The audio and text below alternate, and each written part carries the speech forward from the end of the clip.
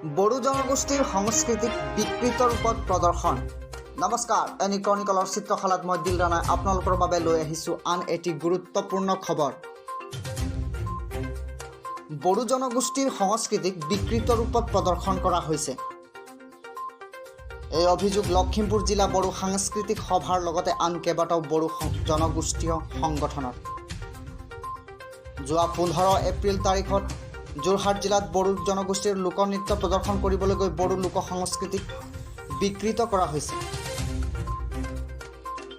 যোৰহাটৰ পাঞ্চজন্য সুৰ বাহিনীৰ দেৱজিৎ বৰাৰ বিৰুদ্ধে গুৰুতৰ অভিযোগ আনিছে বড়ো জনগোষ্ঠীৰ জাতীয় সংগঠনে। লখিমপুৰ জিলাৰ বগীনদীৰ বড়ো সাহিত্য সভা ভৱনত এক সংবাদমেল আয়োজন কৰি যোৰহাটৰ ঘটনাক তীব্ৰ গৰিহণা দিয়ে লখিমপুৰ জিলাৰ বড়ো সাংস্কৃতিক সভা, বড়ো সাহিত্য সভা, নিখিল বড়ো ছাত্ৰ সন্থা, সংযুক্ত বড়ো গণমঞ্চই।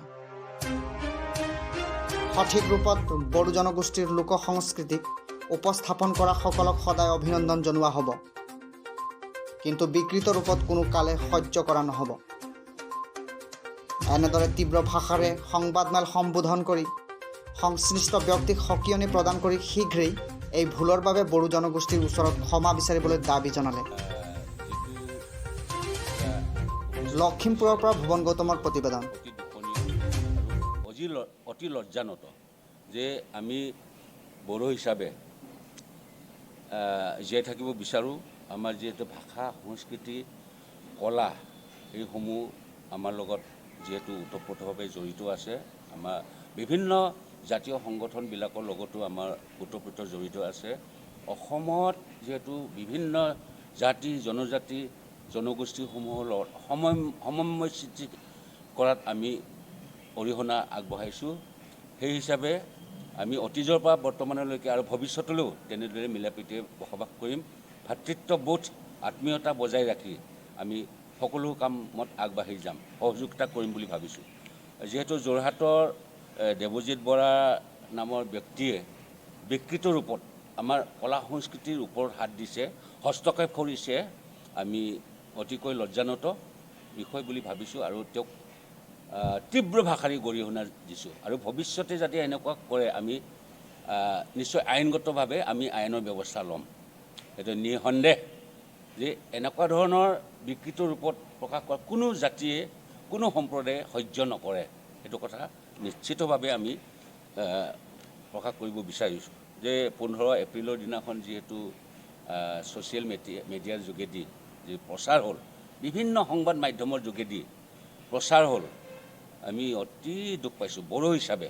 সমগ্ৰ অসমে নহয়, আমাৰ অসমৰ বাহিৰতো বিভিন্ন প্ৰদেশ বিভিন্ন ৰাষ্ট্ৰত আমাৰ বড়োসকল বসবাস কৰি আছে।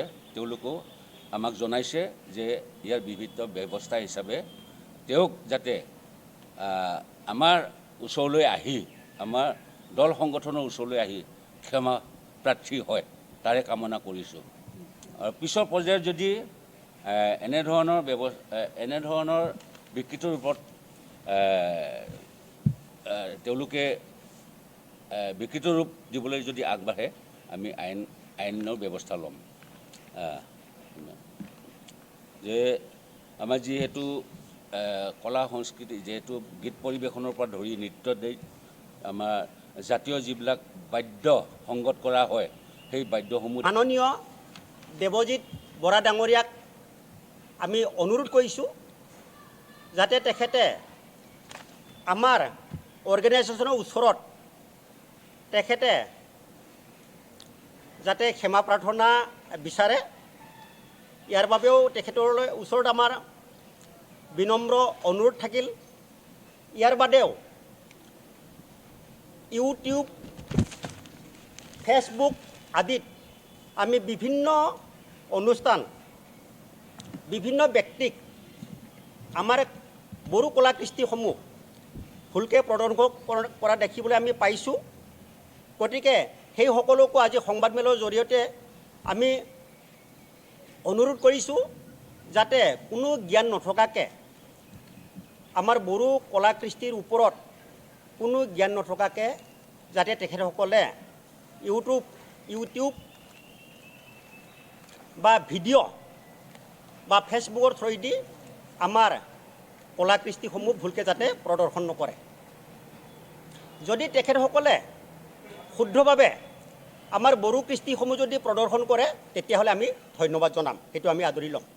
গতিকে আজিৰ সংবাদ মেলৰ থ্ৰুৱেদি আমি এইটো গৰিহণা দিছোঁ যাতে কোনো অনুষ্ঠান প্ৰতিষ্ঠানে, কোনো ক্লাবে, কোনো ব্যক্তিয়ে যাতে আমাৰ বড়ো কৃষ্টিসমূহ ভুলকৈ প্ৰদৰ্শন নকৰে। যদি ভুলকৈও যদি প্ৰদৰ্শন কৰা হয় সেইটো ভুলকৈহে যাব আৰু সেইটো দৰ্শকে তেনেকুৱাই বুলি ভাবিব। গতিকে আজি সংবাদ মেলৰ থ্ৰুৱেদি আজি আমাৰ কেন্দ্ৰীয় কমিটিয়ে আমাৰ সকলো জিলাতে ইয়াৰ বাবে প্ৰতিবাদ সাব্যস্ত কৰিছে। আমিও কেন্দ্ৰীয় কমিটিৰ নিৰ্দেশ মৰ্মে লখিমপুৰ জিলা দুলাৰাই বড়ো হাৰিমু আফাদে বগীনদী বড়ো সাহিত্য ভৱনত আমিও আমাৰ বিভিন্ন বড়ো সংগঠনৰ লগত যেনে সাহিত্য সভা,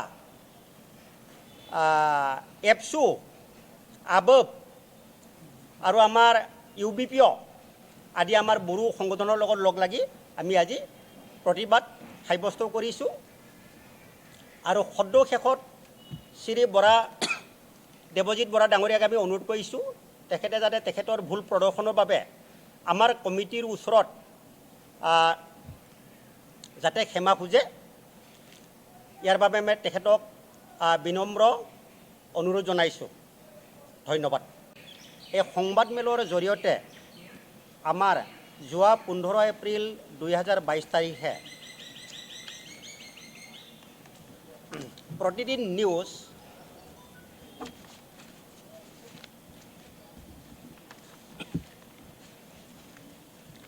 বহাগৰ বতৰা এটা অনুষ্ঠানত যোৰহাটৰ দেৱজিৎ বৰা পঞ্চজনীয়া চোৰ বাহিনীৰ গ্ৰুপৰ তেখেতে দলপতি যে আমাৰ বড়ো কৃষ্টিটো যি বিকৃত ৰূপে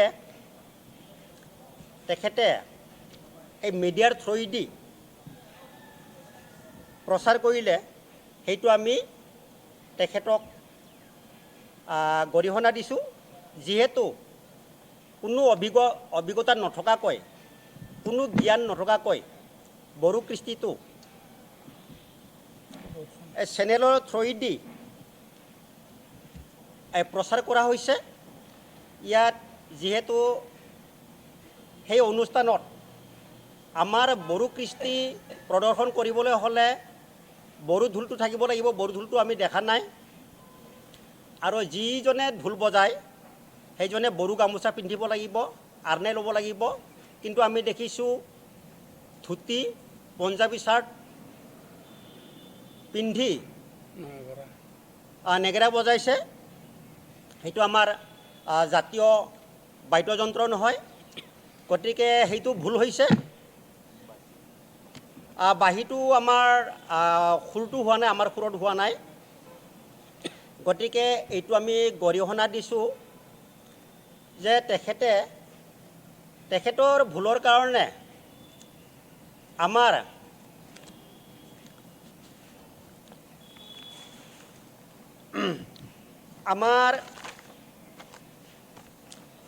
দুলাৰাই Bodo Harimu আফাদ, all Bodo cultural organisation আমাৰ বিষয়ববীয়াৰ ওচৰত তেখেতে ক্ষমা খুজিব লাগে। যিহেতু আমাৰ কলা কৃষ্টি কোনো জ্ঞান নথকাকৈ তেখেতে এইটো প্ৰচাৰ কৰিছে। এই প্ৰচাৰ কৰাত আমি দুখ পাইছোঁ। আমি যেতিয়া কোনো লোকে শুদ্ধভাৱে আমাৰ কলা কৃষ্টিটো প্ৰদৰ্শন কৰিব পাৰে তেতিয়াহ'লে আমি ধন্যবাদ দিম, সেইটো আমি আদৰি ল'ম, আমি ধন্যবাদ জনাম। যেতিয়া কোনো অনুষ্ঠানে বা কোনো ব্যক্তি বিশেষে আমাৰ কলা কৃষ্টিৰ ওপৰত কোনো জ্ঞান নথকাকৈ